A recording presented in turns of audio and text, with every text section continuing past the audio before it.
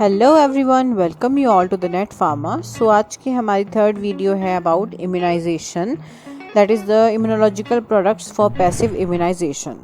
तो कौन से प्रोडक्ट्स होते हैं पैसिव इम्यूनाइजेशन के लिए? उससे पहले वीडियो में हमने पढ़ा था कि इम्यूनाइजेशन क्या होती है और एक्टिव इम्यूनाइजेशन क्या होती है।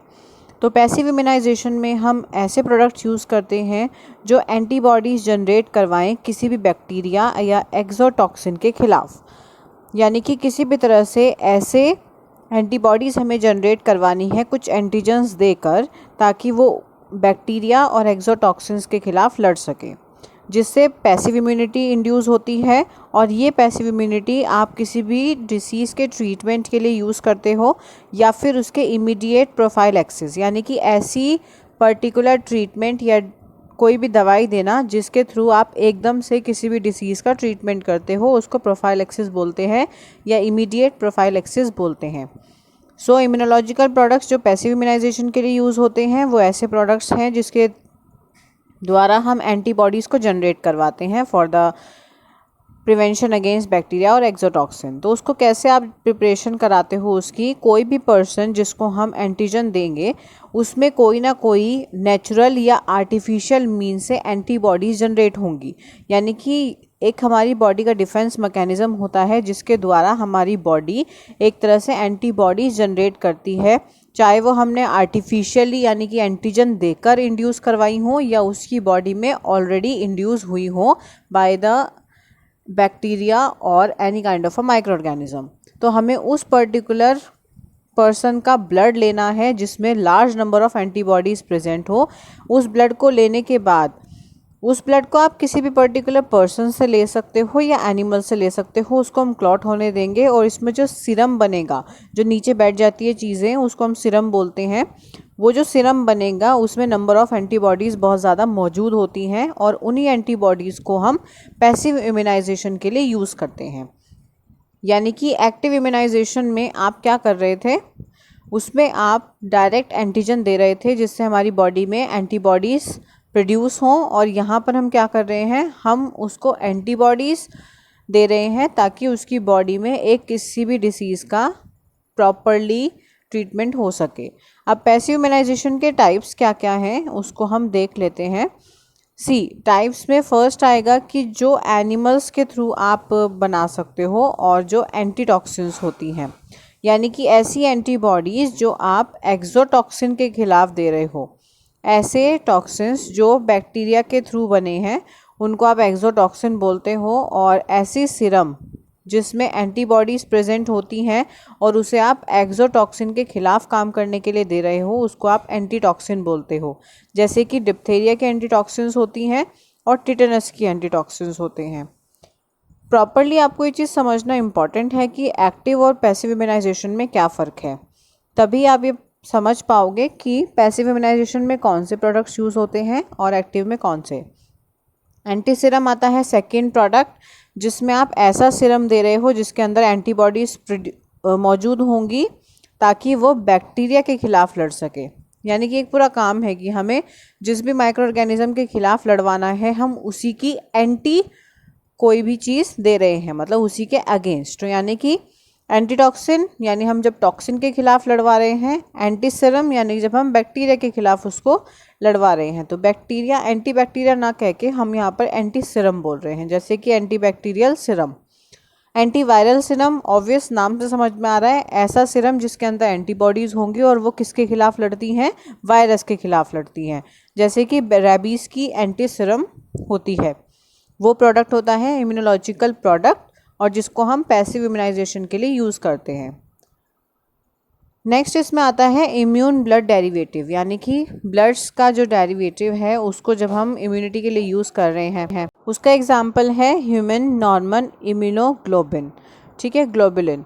उसको आप जब यूज़ करते हो इम्यूनिटी बूस्टअप करने के लिए, या आप उसको बाहर से दे रहे हो ताकि हमारी बॉडी के अंदर एंटीबॉडीज़ पहुंच जाएं और वो एंटीजन के खिलाफ़ लड़ सकें, तो वो हो जाएगा आपका इम्यून ब्लड डेरिवेटिव। सो 4 आपके यहाँ पे टाइप्स आपको दिख गए हैं, antitoxin, anti serum, anti viral serum और इम्यून ब्लड डेरिवेटिव। ये 4 तरह के इम्यूनोलॉजिकल प्रोडक्ट्स होते हैं जो आप पैसिव इम्यूनाइजेशन के लिए यूज़ करते हो। इसमें साफ सब कुछ मेंशन किया हुआ है। ये बहुत इम्पॉर्टेंट टॉपिक है for the exam point of view, इसको आप मिस मत कीजिएगा, ये क्लासिफिकेशन आ जाती है पेपर में। नेक्स्ट अब हम देखते हैं कि कैसे ये पैसिव इम्यूनाइजेशन के लिए प्रोडक्ट्स आपको मिलते हैं, आप बनवाते हो। तो उसमें पहला आता है कि आप एनिमल्स के द्वारा प्रिपेयर्ड इम्यूनोलॉजिकल प्रोडक्ट्स भी यूज़ कर सकते हो, यानी कि हम कुछ ऐसी एंटीबॉडीज़ यूज़ करते हैं जो एनिमल्स से हमें मिली हो या प्राप्त हुई हो। उसमें सबसे मेन एनिमल होता है हॉर्स। हॉर्स को प्रेफर किया जाता है बहुत ज़्यादा। क्यों? क्योंकि एक तो हॉर्स इजी टू हैंडल होता है, उसको हैंडल करना बहुत इजी होता है, और नेक्स्टली जो इसके अंदर आरबीसीज प्रेजेंट होती हैं और जो भी ये एंटीटॉक्सिन्स होते हैं ये इसमें रेडिली प्रोड्यूस होते हैं, और जो भी आरबीसीज हॉर्स के ब्लड में होती हैं वो रैपिडली सेपरेट हो जाती हैं, यानी कि वो रैपिडली सेटल डाउन हो जाती हैं और उनमें से जो सीरम है वो सेपरेट हो जाता है।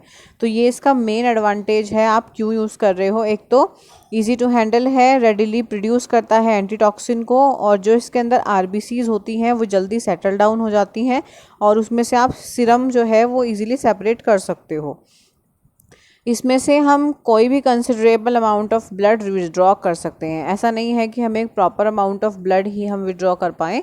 कंसिडरेबल अमाउंट ऑफ ब्लड आप हॉर्स में से विड्रॉ कर सकते हो, उसमें कोई दिक्कत नहीं होती है। तो इसीलिए हॉर्स को मेनली प्रेफर किया जाता है। बट मेन डिसएडवांटेज जो है एनिमल्स यूज़ करने के लिए वो ये है कि एनिमल्स का जो भी आप सीरम यूज़ करते हो उससे या तो एकदम से या डिलेड हाइपर सेंसिटिविटी रिएक्शंस होते हैं, यानी कोई भी पर्सन जिसको आप वो सीरम दोगे उसमें सेंसिटिविटी रिएक्शंस हो सकते हैं, हाइपर सेंसिटिविटी उनको रिएक्शंस हो सकते हैं, वो चाहे एकदम से हो जाएं या फिर वो कुछ समय बाद हो। तो इसीलिए एनिमल्स के द्वारा प्रोवाइडेड एंटीबॉडीज़ या सीरम एंटीबॉडीज़ नहीं दी जाती। मेनली हम ह्यूमंस को ही प्रेफर करते हैं इस केस की वजह से, क्योंकि hypersensitivity reactions is a major cause कि हम एनिमल्स से प्रोड्यूस हुई एंटीबॉडीज़ नहीं दे सकते। नेक्स्टली अगर आप मैन की बात करो, ह्यूमंस की बात करो, तो हम सबसे ज़्यादा इम्यूनोलॉजिकल प्रोडक्ट्स वही यूज़ करते हैं जो हमें ह्यूमन से मिले हों, यानी जो ह्यूमन ओरिजिन से मिले हों, ना कि किसी एनिमल ओरिजिन से, क्योंकि उसमें हाइपर सेंसिटिविटी रिएक्शंस की कोई भी दिक्कत नहीं होती है। तो इसीलिए ह्यूमन से मिले हुए, ह्यूमन ओरिजिन से प्राप्त हुए हम लोग इम्यूनोलॉजिकल प्रोडक्ट यूज़ करते हैं। नाउ प्रोडक्ट्स फॉर सो जो भी इम्यूनोलॉजिकल प्रोडक्ट आप डायग्नोसिस के लिए यूज़ करोगे, सी डायग्नोस का मतलब है जांच करना। तो अगर आप उसको पहले से ही दवाई दे दोगे तो क्या जांच होगी, तो हमें ऐसे एंटीजेंस देने हैं जिससे उसकी बॉडी में कितनी एंटीबॉडीज़ उसके खिलाफ प्रोड्यूस होंगी हम वो पता कर सकें। तो ऐसे इम्यूनोलॉजिकल प्रोडक्ट्स के अंदर बैक्टीरियल टॉक्सिन्स प्रेजेंट होते हैं, और उसका काम क्या क्या होता है। एक तो वो इम्यूनिटी टेस्ट करता है कि कितने पर्सन के अंदर कितनी एंटीबॉडीज़ बन सकती हैं और कितना वो इन्फेक्शियस एजेंट के खिलाफ लड़ सकती हैं, ये चीज़ हम उसमें पता करते हैं। नेक्स्टली कितना डिग्री ऑफ प्रोटेक्शन है, यानी कि वो कितना उसको बचा सकती है, उनकी इम्यूनिटी पावर कितनी है, वो कितना प्रोटेक्ट कर सकती है, कितने लिमिट तक, वो हम टेस्ट करते हैं इसके थ्रू। और कितना पर्टिकुलरली डिसीज़ कॉज हो सकता है या कितना अमाउंट में डिसीज़ प्रेजेंट है उसको भी हम टेस्ट करते हैं। एग्जाम्पल है कुछ इसके: chick test, toxin and control to test degree of immunity of an individual against diphtheria. So diphtheria के केसेस में जब आप टेस्ट करते हो, डायग्नोसिस करते हो, तो उसमें चिक टेस्ट, टॉक्सिन और कंट्रोल यूज़ होते हैं। और एक है ऑल्ड ट्यूबरकुलिन और ट्यूबरकुलिन प्यूरिफाइड प्रोटीन डेरिवेटिव, जो हम इम्यूनिटी टेस्ट करने के लिए देखते हैं in the case of tuberculosis disease. तो ये कुछ टेस्ट होते हैं, ये कुछ इम्यूनोलॉजिकल प्रोडक्ट्स के साथ किए हुए टेस्ट होते हैं जो मेनली हम लोग ने यहाँ पर एग्जांपल में 2 डिसीज़ के लिए दिया है, डिप्थेरिया के लिए और ट्यूबरकुलोसिस के लिए। तो चिक टेस्ट टॉक्सिन मेनली डिप्थेरिया के लिए यूज़ होता है for the checking of immunity.